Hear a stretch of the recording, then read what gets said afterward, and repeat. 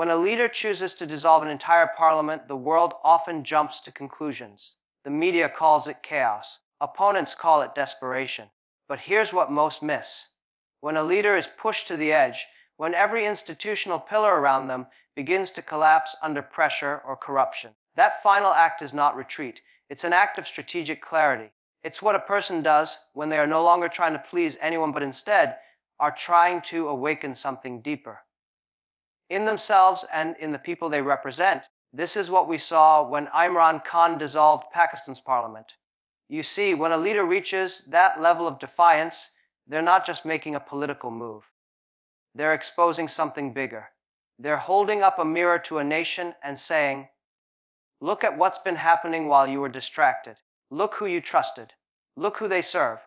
And that mirror is uncomfortable. It shakes the foundations of complacency. Because now the question isn't, what will Imran Khan do next? The real question becomes, what will the people do now that they've seen behind the curtain? Courage isn't always loud. It's not always a fiery speech or a bold rally. Sometimes it's a quiet decision behind closed doors, a line that a person refuses to cross. And when that refusal disrupts the entire political structure, it tells you something critical: the system wasn't stable to begin with. Collusion, manipulation, covert interference, they are not the products of strong institutions. They are the symptoms of decay. And when a leader pulls the plug on that machinery, the immediate reaction is panic. But in that panic lies a profound opportunity. Because now the truth has no place to hide. We often forget that leadership is about thresholds. Everyone has one. A point beyond which they no longer tolerate the illusion, no longer entertain the game. And when that point is reached, what follows isn't weakness. It's the purest expression of conviction. When Imran Khan dissolved parliament amid whispers of US-backed interference and internal betrayal, it wasn't just about challenging a political outcome. It was about challenging the deeper belief that sovereignty can be negotiated, that a nation's future can be bargained behind closed doors. And that idea, that bold, unwavering defiance, is what turns a politician into a symbol. Now, I want you to consider something else. Think about the psychological cost of standing alone, of facing a machine that's bigger than you, funded beyond you, and equipped with narratives that can crush you within seconds. Most people would fold under that kind of pressure. Most people do. But when someone chooses to stand tall anyway, knowing full well the personal cost, what they ignite is not just resistance. It's awakening. Because the people watching, especially the ones who felt voiceless, powerless, they start to recognize something of themselves in that defiance. They start to ask, if he's not afraid, why am? And that's the inflection point. That's where fear flips. When people stop being afraid of instability and start fearing something far worse: silence, complicity, inaction. That's when change becomes inevitable. Not because the system collapses, but because the people outgrow it. Because the threshold that the leader reached suddenly becomes collective. Now the silence is broken. The illusion is pierced. And what rises from that fracture is a deeper kind of power. People power. But it doesn't start on the streets. It starts in the mind. It starts the moment someone chooses courage over convenience. And it multiplies the moment others begin to do the same. Dissolving parliament was not the end of anything. It was a beginning. It was the moment a line was drawn, not between parties, not between ideologies, but between truth and pretense, between loyalty to the people and loyalty to unseen forces. And once that line is visible, it can't be erased. If nothing else, remember this: when a leader stands alone, they are not weak, they are the first to see what the rest are still blind to. And sometimes, being first means being attacked, misunderstood, even vilified. But history never remembers the ones who stayed quiet. It remembers the ones who refused to play along, because in that refusal, they gave the rest of us permission to rise. A legitimacy is a fragile thing. It doesn't come from titles, offices, or even elections alone. It comes from something much harder to measuring: trust. And once trust is gone, legitimacy follows. You can have a full parliament, a functioning court system, a prime minister in place. And yet, if the people no longer believe, it all becomes an empty performance. A theater of power with no real connection to the audience it's meant to serve. That's why Imran Khan's decision to dissolve the parliament sent shockwaves, not just through Pakistan's political class, but through the psyche of an entire nation.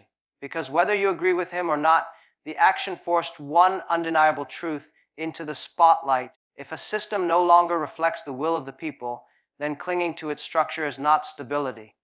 It's stagnation. And stagnation is what happens when people are taught to accept dysfunction as normal and silence as patriotic. People often fear instability. And rightly so. Collapse feels dangerous. But what if the real danger is in refusing to collapse what no longer works? What if the risk lies not in disruption, but in submission? Because when a government no longer holds the confidence of its citizens, when allegations of foreign interference cloud its decisions, and when elected officials appear more loyal to external agendas than to their own people, that system has already collapsed in spirit. All that remains is the illusion. That's the paradox of power. It looks solid until one person calls it out, until someone pulls back the curtain.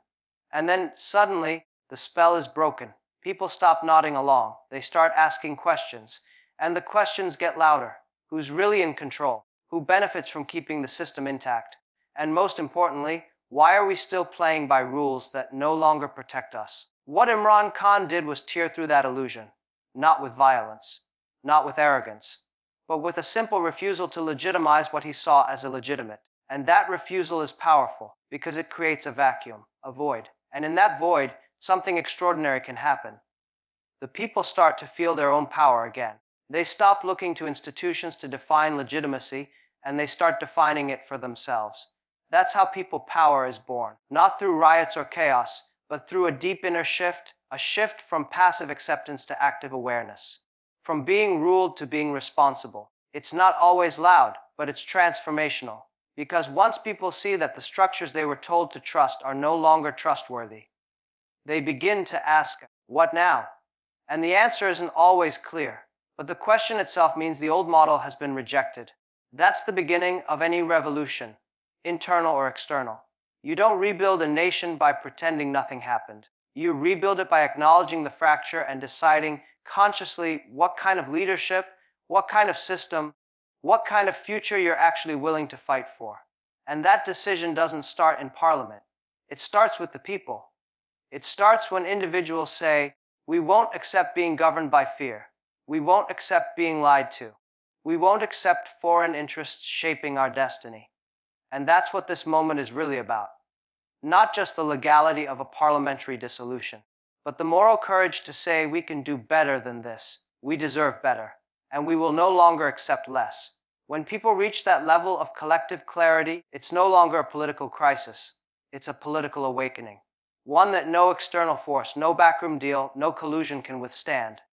The collapse of legitimacy, painful as it is, clears the path for something cleaner, something more honest. Because now the masks are off. Now the actors have been named. And now the people know who stood with them and who stood against them. That knowledge cannot be unlearned. It becomes the foundation for a different kind of governance, one built not on spectacle, but on substance. So here's what it all comes down to. You can't silence voices, but you can't silence truth. You can't dissolve a parliament, but you can't dissolve the will of an awakened people. Because once the truth is seen, the people don't just ask for power, they become it.